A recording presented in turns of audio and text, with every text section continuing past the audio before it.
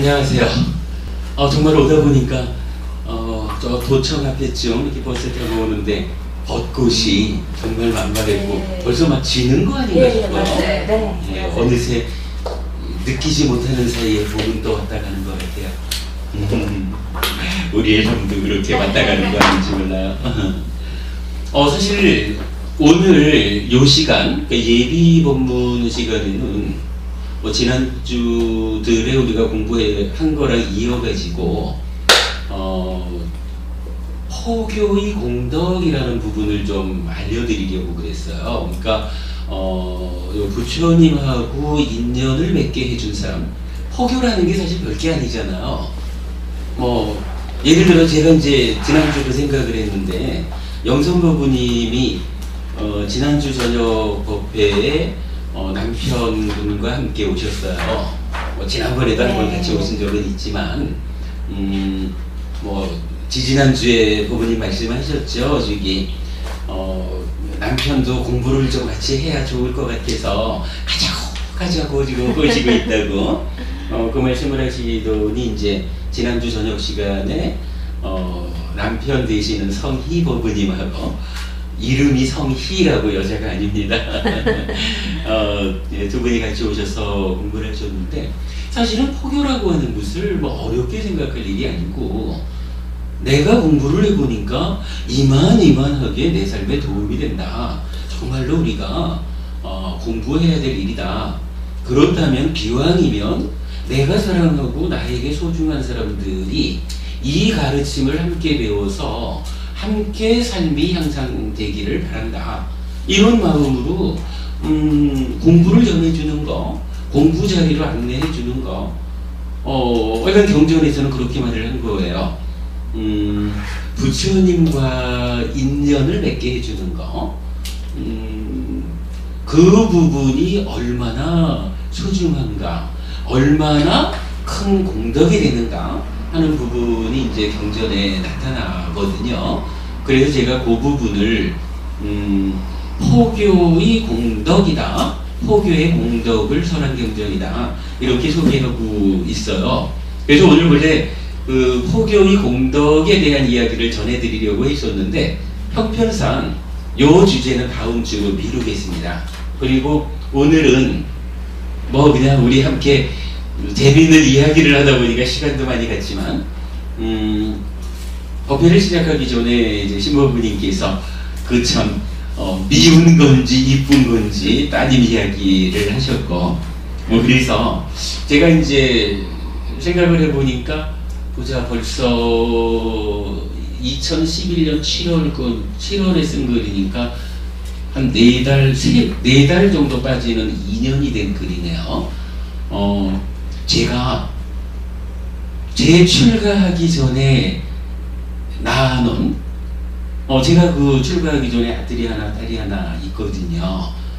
자주 만나지는 못하지만 2년쯤 전에 제 딸에게 제가 글을 하나 적어준 게 있어요. 이제 아까 그 신부님께 제가 기왕이면은 이메일이나 이렇게 자제분들과의 대화하는 어떤 기법, 이렇게 이제 말씀을 드렸는데 그 생각이 들었습니다. 그래서 제가 제 딸에게 선물한 글을 이 시간에 한번 읽어드리는 거로 오늘 예비 법문을 진행하려고 합니다. 제목이 더 소중한 것을 지키셔요. 보리를 위한 선물 이랬어요. 제 딸 이름이 보리입니다. 보리, 빨리어로 보디죠. 깨달음. 보리가 이제 김보리가 제 딸아이 이름입니다.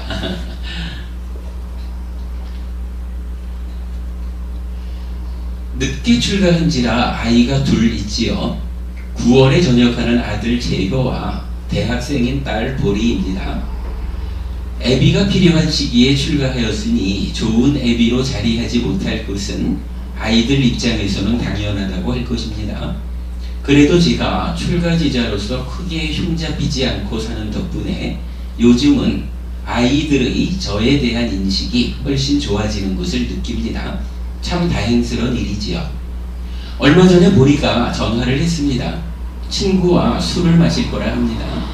대충 하는 말이 남자친구와의 관계에 문제가 생겼나 봅니다. 약간의 위로의 말씀을 전하였습니다. 메시지를 보냈습니다. 더 소중한 것을 지키셔요. 메시지로 이렇게 보낸 거예요.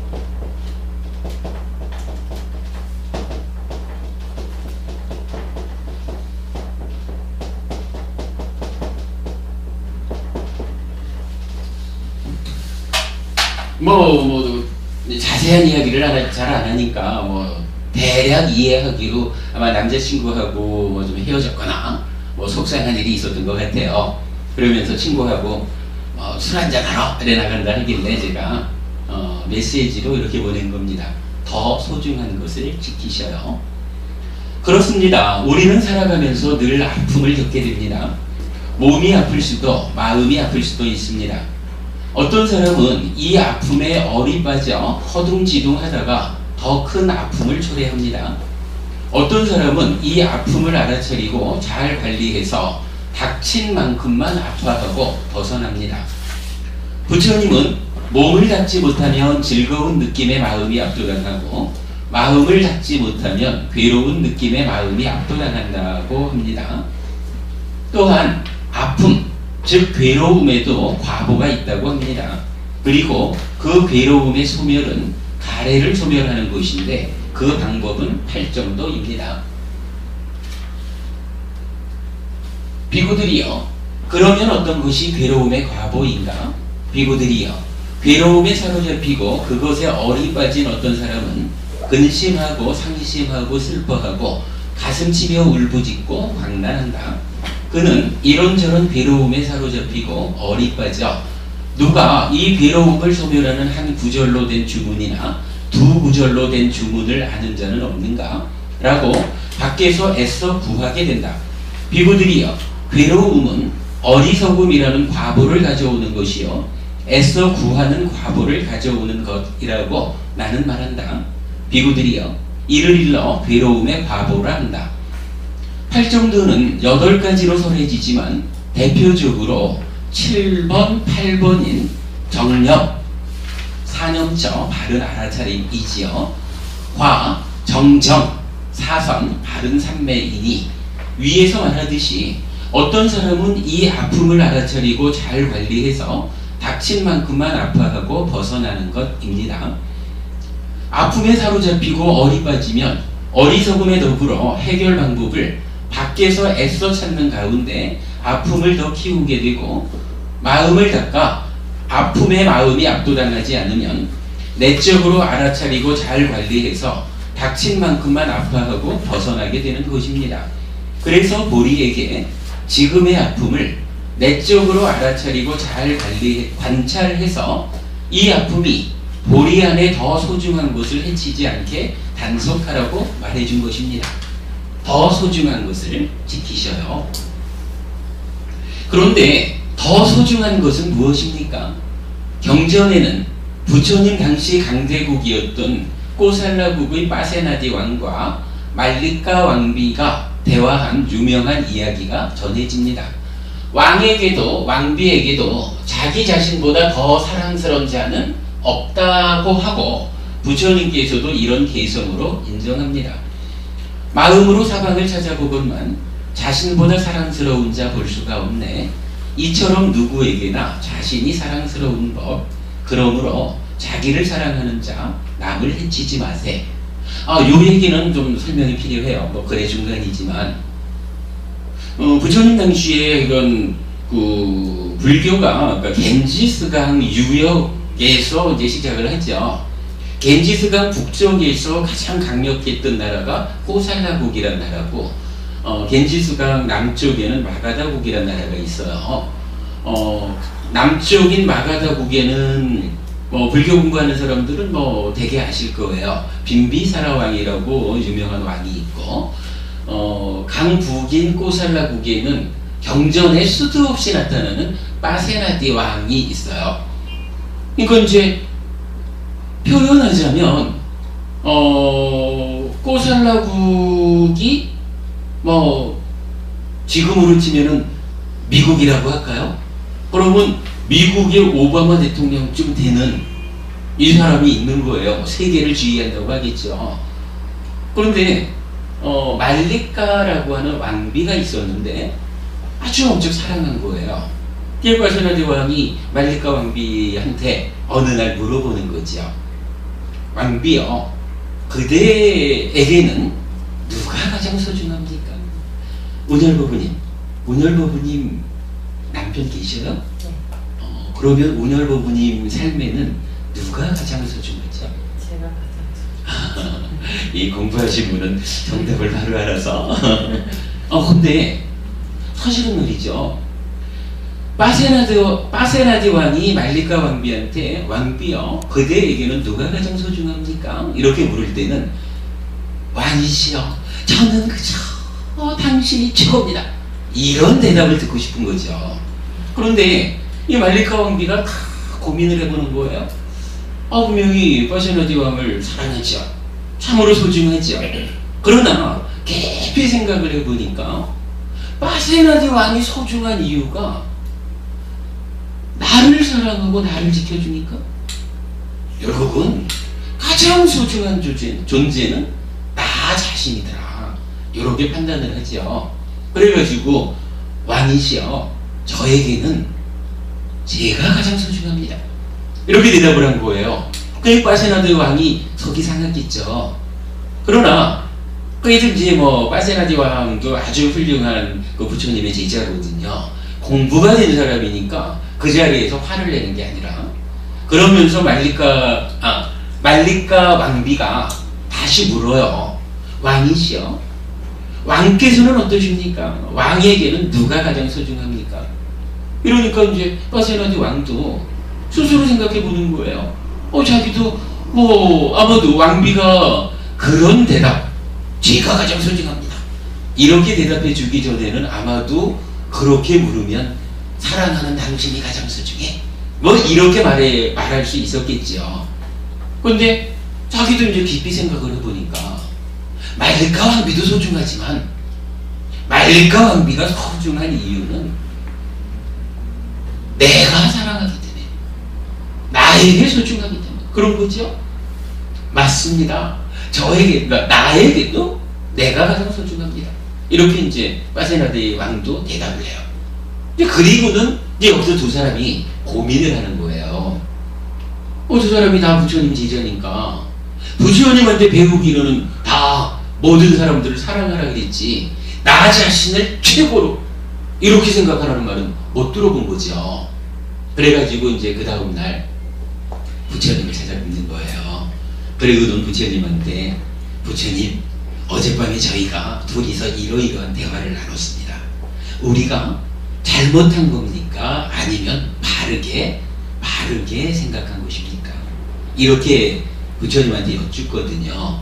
그러니까 이제 부처님이 맞다, 그대들 서로가 스스로 자기 자신을 가장 소중하다라고 답한 것이 타당하다, 그렇게 부처님이 이제 대답을 하신 거예요. 그게 이제 좀 전에 읽었던 왕에게도 왕비에게도 자기 자신보다 더 사랑스러운 자는 없다고 하고, 부처님께서도 이런 개성으로 인정합니다.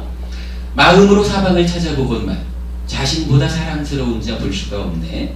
이처럼 누구에게나 자신이 사랑스러운 법, 그러므로 자기를 사랑하는 자 남을 해치지 마세. 그러니까 부처님은 맞습니다. 그대들이 스스로를 가장 소중하게 생각한 것은 타당합니다. 그러면서 이제 한술 더 떠가지고 부처님은, 그렇다면 그대 자신에게 그대가 가장 소중하다면 다른 생명들, 다른 존재들에게도 자기 자신이 가장 소중한 것입니다.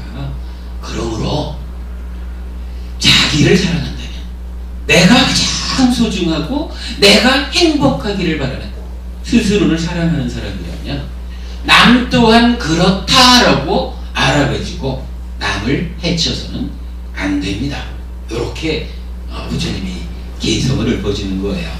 그러니까 모든 생명을 사랑하자, 많은 사람들을 사랑해야 된다, 그들을 위한 삶을 살자, 라고 하는 것이 당연하고 훌륭한 삶이지만 그 바탕에는 무엇가 있냐 하면 뭐 남을 위해서 살아야 되니까 나는 요런 게 아니고 바탕에는 내가 가장 소중하다, 나야말로 가장 소중한 존재다 라고 하는 것이 토대가 되는 거예요. 그 가운데에서 나에게 내가 가장 소중하듯이 그대에게는 그대가 가장 소중한 것이다. 그러므로 나는 그대를 해치지 않을 것이다. 이렇게 불교가 말하는 자비, 자애와 연민의 마음이 이렇게 시작되어 전개된다는 거. 다들 아시죠? 저기 뭐 자애관 수행 이럴 때도 시작을 늘 내가 행복하기를, 이렇게 내가 행복하기를 먼저 희망하고 그 다음에 내 주변을 차츰차츰 키워가지고 모든 생명이 다 행복하기를 바라는 거죠. 이게 자비시사 사무량심이 가지는 의미죠. 전개 방향이죠. 이런 그 부분을 제가 딸에게 쓴 편지에 적은 겁니다. 자, 이어서 더 소중한 것은 참 많습니다. 그러므로 우리는 어떠한 아픔이 닥치더라도 그 아픔 때문에 잃어야 하는 것보다 더 소중한 것들을 바로 보아야 합니다. 작은 불이익에 분노하여 다투면 훨씬 더 큰 불이익이 찾아오게 됩니다. 작은 불이익을 내적으로 알아차려 잘 관찰하면 작은 불이익에서 멈춥니다. 일단 제동시켜 놓는 것입니다. 상황에 어찌 대응할지는 그 뒤의 일인 것입니다. 사랑 때문에 오는 가슴앓이를 술로 풀려 하면 가슴앓이는 더 깊어지고 술 때문에 타락하게 됩니다. 술은 타락의 입구입니다. 그래서 자기를 타락으로부터 보호하기 위해 5계에서는 술을 마시지 말라고 하는 것입니다. 사랑할 일을 알아차려 잘 관찰하면 담담해집니다. 아픔은 가라앉고 관계는 호전되기 쉬워집니다. 요거 우리 늘 말하는 싸띠하는 거죠. 내 안에서 어떤 현상이 일어나든 싸띠 바로 알아차려고 해주고, 이 알아차려진 것의 상태가 그런지 판단해야 되죠. 그리고는 옳다라고 판단된 것은 유지할 것이고, 그르다라고 판단된 것은 버리고 오름으로 돌아가는 거. 이게 그러면 사념처 수행의 핵심인 거죠. 불교 수행이 거기서 시작되죠. 이렇게 이제 수행을 응용해서 글을 만들었다, 이렇게 보시면 되겠고요. 그렇게 더 소중한 것들의 끝에 가장 소중한 것으로서 가장 소중한 것으로의 자기 자신이 있습니다. 말릴까왕비가 누가 가장 소중합니까? 제가 가장 소중합니다 라고 하듯이 살아가면서 소중한 것이 참 많죠. 살아가는 게 참 많지만, 그러나 그 소중한 것들의 끝에 가면 가장 소중한 것으로 자기 자신이 있다, 이렇게 말하는 거죠. 그리고 아무리 큰 아픔이 닥치더라도 자기 자신은 지켜내야 하는 것입니다. 여러분 이거 공감하셔요? 어떤 경우에도 자기 자신을 포기하면, 자기 자신을 방치하면 안 되죠. 자기 자신은 지켜내야 됩니다. 작은 것들에 어리빠져서 허둥지둥하다가 급기야 죽기까지 하는 것은 참으로 어리석은 일입니다. 만약 그대가 불자시라면 수행으로 존재를 소멸하고 해탈, 마음이 탐진치로부터 벗어남, 해탈할 때까지 자기 자신을 잘 지켜내야 하는 것입니다. 그러면 이 소중한 자기 자신은 어떻게 지켜내야 합니까? 사랑하는 자 경은 누구든지 몸으로 나쁜 행위를 저지르고 말로 나쁜 행위를 저지르고 마음으로 나쁜 행위를 저지르는 자들은 자기 자신을 미워하는 자들이다. 비록 그들이 나는 나 자신을 사랑한다고 하더라도 그들은 자신을 미워하는 자들이다. 그것은 무슨 이유 때문인가? 그것은 미워하는 자가 미워하는 자들끼리 하는 짓을 스스로 자기 자신에게 하기 때문이다. 그러므로 그들은 자신을 미워하는 자들이다. 누구든지 몸으로 좋은 행위를 하고 말로 좋은 행위를 하고 마음으로 좋은 행위를 하는 자들은 자기 자신을 사랑하는 자들이다. 비록 그들이 나는 나 자신을 미워한다고 하더라도 그들은 자신을 사랑하는 자들이다. 그것은 무슨 이유 때문인가? 그들은 사랑하는 자가 사랑하는 자들끼리 하는 행위를 자기 스스로 자기 자신에게 하기 때문이다. 그러므로 그들은 자신을 사랑하는 자들이다 라고 합니다.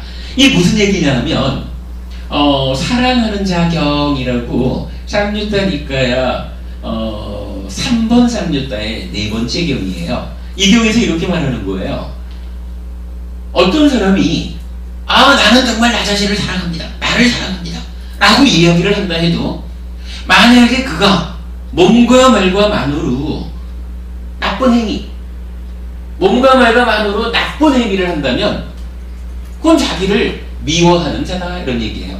무슨 얘기냐 하면 아무리 나는 내가 정말 소중하고 나를 사랑해 라고 떠들어대도 자기 스스로 행위하기를 몸과 말과 만으로 나쁜 행위, 이거 달리 말하면 10악업을 짓는다는 거죠.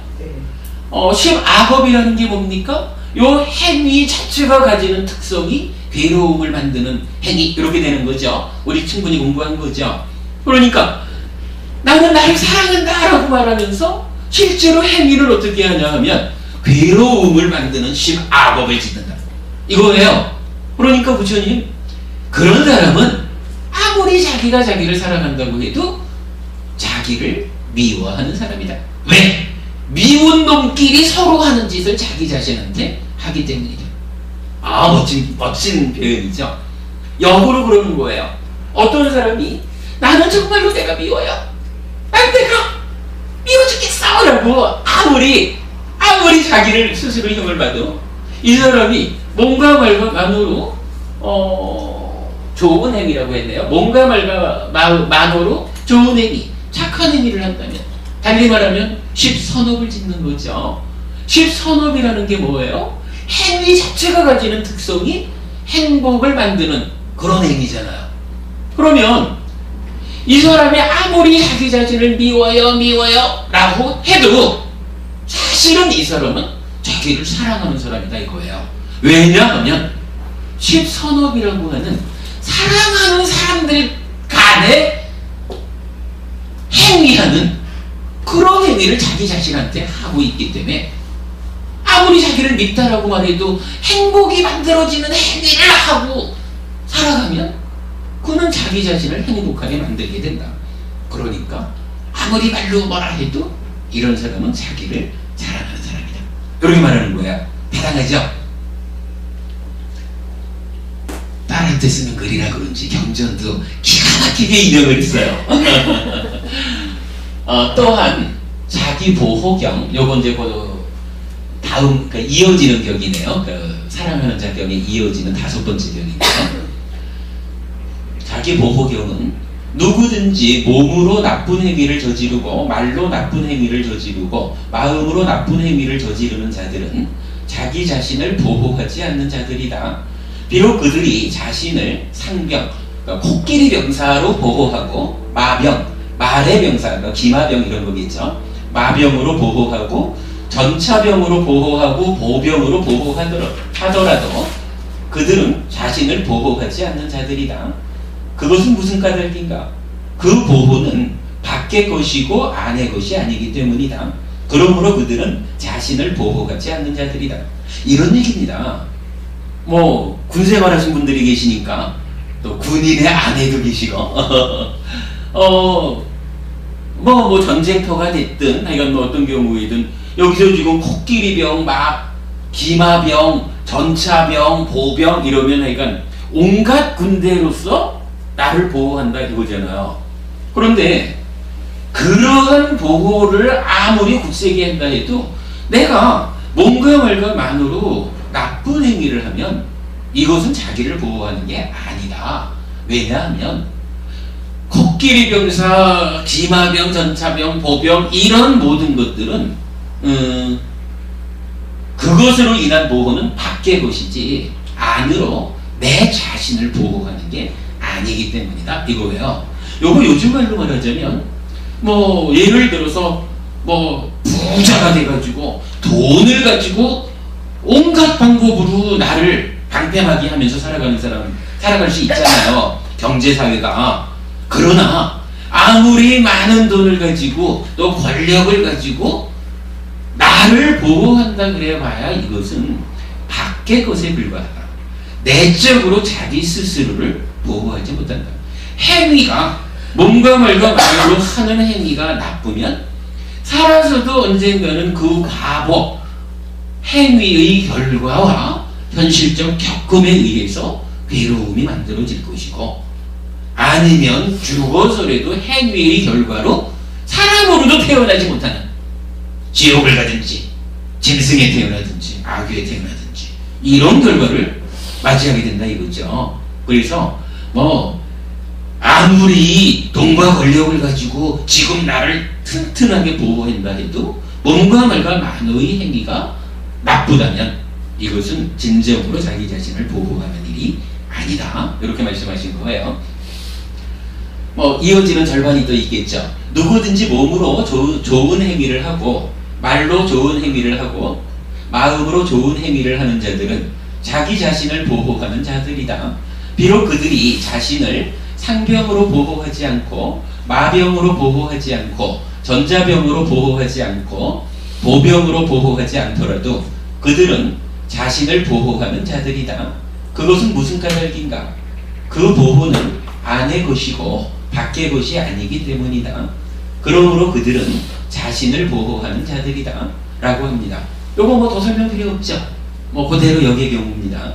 몸과 말과 만으로 좋은 행위를 하는 것이 참으로 자기 자신을 보호하는 일이다. 이렇게 말하는 거죠. 자, 거기까지를 이제 경전 인용을 했고, 그렇습니다. 몸으로 좋은 행위를 하고 말로 좋은 행위를 하고 마음으로 좋은 행위를 하여 자신을 사랑하는 자 되고 자신을 보호하는 자 되는 것, 이야말로 이 소중한 자기 자신을 지키는 방법입니다. 이거 딱 결론되죠? 몸과 말과 만으로 좋은 행위를 하는 것, 이것이야말로 스스로를 사랑하는 것이고 스스로를 보호하는 것이다. 이렇게 말하는 거죠. 6월과 7월에 걸쳐 3번의 군법회와 2번의 교도소 법회에서 이 이야기로 설법하였습니다. 지난 17일, 이게 이제 2011년 7월 이야기예요. 인제 76사단 법회에서는 몸과 말과 만으로 하는 행위의 원인이 되는 찢다. 자, 이거 다시 읽을게요. 몸과 말과 마음, 만으로 하는 행위의 원인이 되는 마음, 찢다, 마음 진짜죠. 찢다를 잘 관리하는 법으로의 사념처 수행까지로 설법의 범위를 확장하였는데 더 완성도 높은 설법이 되었던 것 같습니다. 이 얘기는 이제 몸과 말과 만으로 좋은 행위를 하는 것이 참으로 자기를 사랑하는 거고 보호하는 것이다 라고 했다면 어떻게 몸과 말과 만으로의 행위를 잘할 것입니까? 참 좋은 행위를 할 것입니까? 이럴 때 우리가 늘 말하는 거죠. 찢다가 원인이 돼서 몸과 말과 만으로 행위하잖아요. 그러니까 요 찢다가 원인이 돼서 몸과 말과 만으로 행위하는 이 부분에다가 싹디 사념처 수행을 설명해 주니까 우리 좀 전에 얘기한 거지만 알아차려서 옳고 그름을 판단해서 옳음은 유지하고 그름은 버리고 옳음으로 돌아가는 이러한 사념처 수행의 기법대로 우리 삶에 적용하면 몸과 말과 만의 행위가 참으로 자기를 사랑하고 자기를 보호하는 좋은 행위를 하면서 살게 만든다. 그런 부분을 이제 표현한 거고요. 여러분, 요 때가 재작년 6월, 7월 이때는 제가 한 달에 일요일 3번을 저기 인제하고 홍천에 있는 군법회를 다녔던 때고, 교도소 법회는 이제 지금처럼 2번 이렇게 이제 했던 때예요. 고려했고. 그래서 이제 마무리를 이렇게 지었습니다. 사랑하는 보리가 이렇게 자기 자신을 지키는 사람으로 살아준다면 애비 역할 못하고 출가한 늦깎이 중의 마음이 한결 편안해질 것입니다. 그래서 이런 글을 만들어 보리에게 선물합니다. 사랑하는 보리, 해피하시기 바랍니다. 이렇게 이제 보리에게 편지를 적어줬어요. 그럼 그 법회를 시작하기 전에 신부님하고 자제분과 관련한 이런 이제 재미있는 대화를 하다가 보니까 이 글을 좀 소개해드리는 것도 좋겠다 싶었고 그 가운데에 지장행보부님도 이제 빨리 시집 보내고 싶은 따님이 두 분이나 있고 영선부부님 어때요? 저기 요 글이 좀 따님한테 좀 알려줄 이야기가 좀 있죠? 제가 볼 때는 영선부부님 따님한테 좀 크게 그 안내될 수 있는 글일 것 같아요. 잘 전달하시고 그래서 보리만 행복할 게 아니라 보리만 자기 자신을 잘 지킬 게 아니라 영선부부님의 따님도 스스로를 잘 지켜서 행복해질 수 있도록 그래 되면 좋겠습니다. 그러고 보니 그렇네요. 저기 석화행부부님도 따님이 있고 저기 운혈부부님도 따님이 있으셔요? 그러니까 관도부부님 빼놓고는 다 따님이 있네요. 전상 관도부부님 아드님이 어느 집 따님을 모셔갈지 잘 모르겠네. 저는 보내려고 그러죠. 어느 집에 아들 주려고 생각합니다. 자, 아무튼 예비 법문 시간을 이렇게 자식에 대한 부모의 마음 이런 주제로 잠깐 말씀을 드렸고요. 그래도 한 10분 쉬었다 해야 되겠죠? 10분 쉬었다가 본법회 시작하도록 하겠습니다. 쉬겠습니다.